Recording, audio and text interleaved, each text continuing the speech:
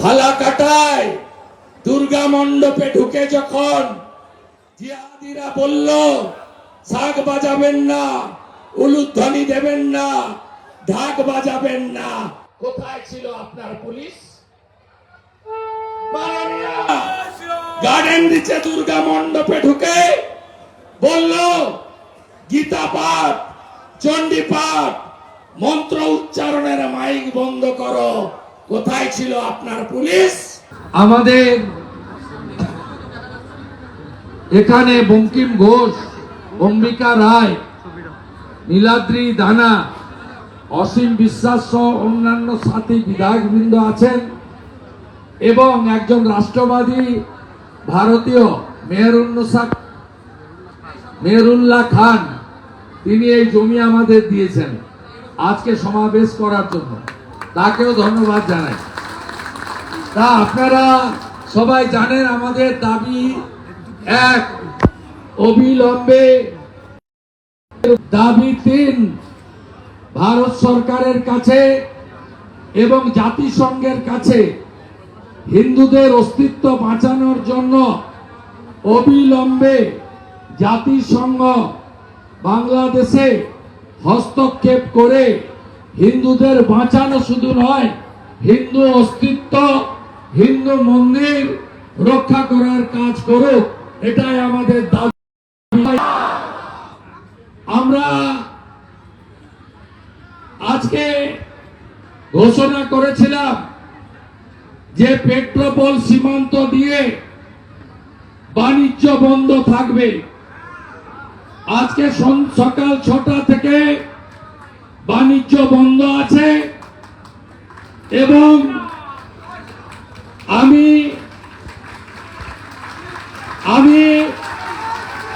ধন্যবাদ জানাবো যে এটা 24 ঘন্টা চলবে, আগামীকাল সকাল 6টা অবধি। এটা আমরা ট্রেলার দেখিয়ে গেলাম।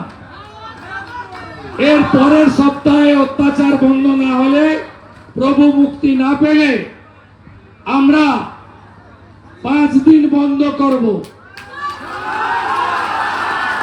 তারপরে আমরা 25 সালে লাগাতার বন্ধ করে ওদের আলু পেঁয়াজ কি করে খায় আমরা সেটা দেখিয়ে দেব। আমাদের নাম ভারতবর্ষ। 30,000 ভারতীয় ছাত্র ছাত্রীকে মোদিজি বায়ুসেনার প্লেনে একদিনের মধ্যে ফেরত আনতে পারেন, এর নাম ভারতবর্ষ। এই ভারতবর্ষ G20 নেতৃত্ব দেয়। এই ভারতবর্ষ 12তম নয়, আজকের বিশ্বের 4র্থ শক্তিশালী অর্থনৈতিক দেশ এই মোল্লা ইউনূসের দল। বাংলায় হিন্দুদের এক করবেন তো, ঐক্যবদ্ধ করবেন তো, রোহিঙ্গা মুসলমানদের খুঁজে খুঁজে চুলের মুঠি ধরে বের করবেন তো, করবেন তো? জয় জয় শ্রীরাম, জয় জয় শ্রীরাম, জাগো হিন্দু জাগো। ভারত সেবাশ্রম অঙ্গ করেছিলেন হিন্দুদের অস্তিত্ব রক্ষার জন্য। আর বীর সন্ন্যাসী বিবেকানন্দ স্বামী শিকাগোতে গিয়ে বলেছিলেন, তুমি গর্ব করে বলো আমি হিন্দু। শ্রী চৈতন্য দেব হরে কৃষ্ণ মন্ত্র, ঠাকুর অনুকূল চন্দ্র, রাধা শ্যাম গোটা পৃথিবীকে সনাতনী জাগরণ ঘটিয়েছেন। বাবা লোকনাথ বাবার ব্রহ্মচারী ঠাকুর রামকৃষ্ণ দেব, জগৎ জননী মা শারদা মণি, এই মাটি মা দুর্গার মাটি, মা কালীর মাটি, রাধা মাধবের মাটি। এই মাটিতে সনাতন থাকবে, সনাতনের ধ্বজ উঠবে, আর ভারত মাতাকে আমরা বন্দন করব।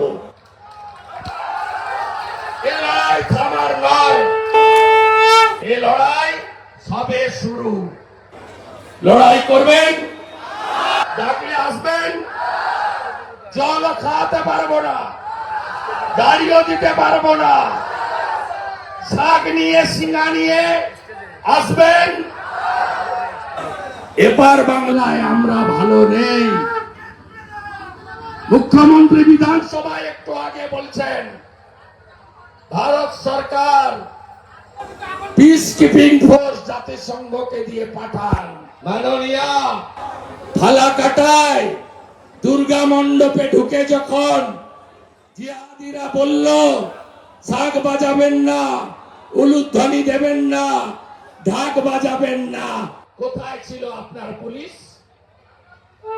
মাননীয় গার্ডেন দিচ্ছে দুর্গা মণ্ডপে ঢুকে বলল গীতা পাঠ, চণ্ডী পাঠ, মন্ত্র উচ্চারণের মাইক বন্ধ করো। কোথায় ছিল আপনার পুলিশ? আমাদের এখানে বঙ্কিম ঘোষ, অম্বিকা রায়, নীলাদ্রি দানা, অসীম বিশ্বাস সহ অন্যান্য সাথী বিধায়কবৃন্দ আছেন এবং একজন রাষ্ট্রবাদী ভারতীয় মেহরুল্লাহ খান, তিনি এই জমি আমাদের দিয়েছেন আজকে সমাবেশ করার জন্য, তাকেও ধন্যবাদ জানাই।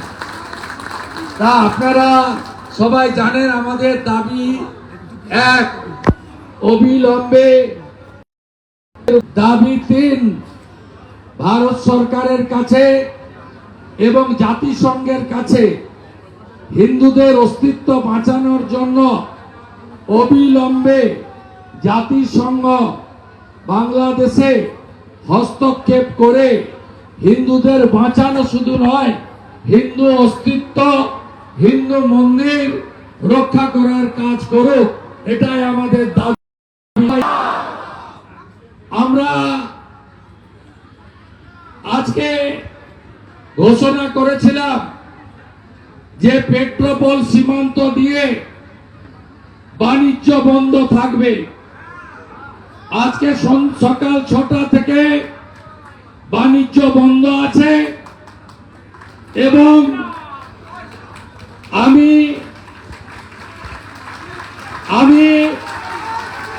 ধন্যবাদ জানাবো যে এটা 24 ঘন্টা চলবে, আগামীকাল সকাল 6টা অবধি।